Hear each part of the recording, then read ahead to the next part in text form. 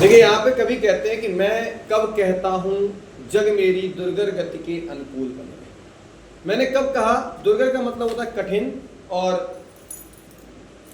यहाँ पर कहते हैं कि ये संसार जो है मेरे कठिन मार्ग के अनुकूल बन जाए। मैंने कभी नहीं चाहा कि मेरा जीवन हर तरीके से अनुकूल बने। मैं कब कहता हूँ जीवन मरु नंदन कानन का फूल बने। जीवन वर मतलब होता है जीवन, और मरु का मतलब होता है रेगिस्तान, जीवन रूपी रेगिस्तान। मैंने कब कहा कि मेरा जीवन जो है, जीवन जो रूपी जो रेगिस्तान है, कानन का फूल बने, नंदन कानन का फूल बने। नंदन कानन का मतलब देवताओं का वन जो होता है उसको हम लोग कहते हैं नंदन कानन।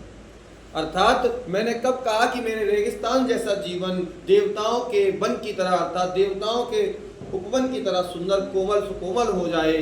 कांटा कठोर है तीखा है। कांटा जो है वो कैसा है, कठोर होता है, तीखा होता है, उसमें उसकी मर्यादा है। देखिए कांटे का अगर तेज खत्म हो जाए तो उसे कोई भी मतलब उसका नहीं रहेगा। कांटा जब तक चुभने योग्य ना हो तब तक उसे कोई कांटा नहीं कहेगा। और इंसान अगर उसका पुरुषार्थ अच्छा ना हो तो वो इंसान कभी भी इंसान होने की योग्य नहीं है। जो इंसान अपनी मर्यादा को भूल करके दूसरों में घुस जाता है, अर्थात अपनी मर्यादा को ध्यान नहीं रखता, वो इंसान इंसान कहलाने योग्य नहीं होता। वो कहते हैं कि वो यहाँ पर ये कहते हैं कि इंसान जो कांटा कठोर है, अर्थात अपने जीवन में दुखों के कांटों का जो है दुख आते रहेंगे, तीखा है, उसकी मर्यादा है, अर्थात दुख आपका कठिन है, बहुत गहरा है, उसकी अलग ही मर्यादा है। क्योंकि जब दुख आता है ना उसके बाद में जो खुशी का आनंद होता है वो बहुत ही अलग होता है। जिसे दुख मिलने के बाद जो खुशी आती है, उस खुशी की जो प्राप्ति होने पर जो खुशियां हमें मिलती हैं वो बहुत ही अलग होती हैं। मैं कब कहता हूँ वह घटकर प्रांतर का ऊंचा फूल बने। प्रांतर बोलते हैं उपवन को, ओछा बोलते हैं तुच्छ।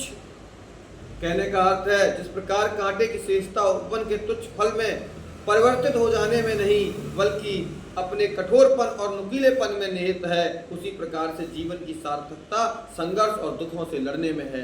कहने का तात्पर्य यही है कि जब तक जीवन में संघर्ष नहीं होते हैं तब तक किसी का जीवन सफल नहीं होता है। मैं कब कहता हूँ मुझे युद्ध में कहीं न तीखी चोट मिले। जीवन रूपी युद्ध है ये जो हम लड़ रहे हैं।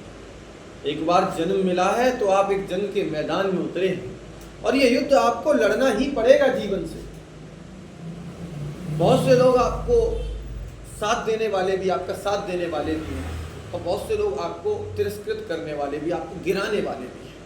ये युद्ध ही तो है। जैसे महाभारत के युद्ध में जब युधिष्ठिर ने कहा था कि कुछ लोग जो सत्य का साथ देना चाहते हैं वो मेरी ओर आ जाएं और जो अधर्म का साथ देना चाहते हैं वो उधर चले जाएं।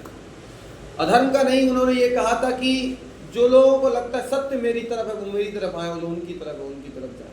कहने का तात्पर्य सीधा सीधा यही है कि मैंने कब कहा कि मुझे युद्ध में कभी तीखी चोट न मिले, अर्थात मुझे इस जीवन रूपी युद्ध में कभी कोई चोट न मिले।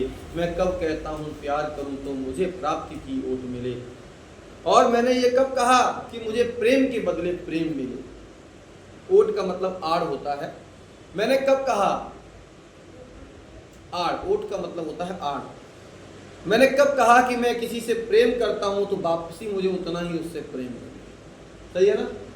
जरूरी तो नहीं है कि हम किसी को बहुत अत्यधिक प्रेम करते हो वो भी हमें प्रेम करता है। उसका स्नेह 3-4 तरीके का हो सकता है, किसी भी तरीके का हो सकता है। प्रेम जो है जरूरी नहीं है कि हमें वापस उतना ही मिल जाए। मैं कब कहता हूं विजय करूं मेरा ऊंचा प्रासाद। प्रासाद बोलते भवन, महल को। मैंने कब कहा कि मैं हर जगह पर विजय प्राप्त करूं, जीत प्राप्त करूं और मेरा ऊंचा प्रासाद, ऊंचा महल बने। मैंने कभी ये चाह नहीं रखी। एक इंसान वास्तव में ये चाह नहीं रखता। जो इंसान ये चाह नहीं रखता कि मुझे बड़े बड़े बंगले बनाने हैं वो सफल होता है। या पात्र जगत की श्रद्धा की मेरी धुंधली सी याद बने।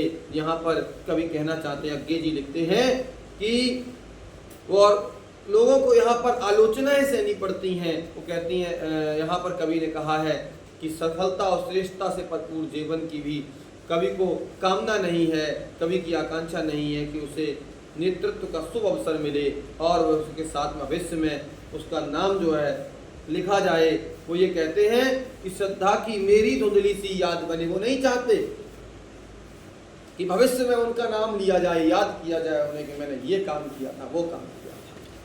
पथ मेरा रहे प्रशस्त सदा। पथ का मतलब मार्ग और प्रशस्त का मतलब होता है प्रशंसनीय। वो ये कहते हैं कि मार्ग लंबा नहीं, प्रशंसनीय होना चाहिए।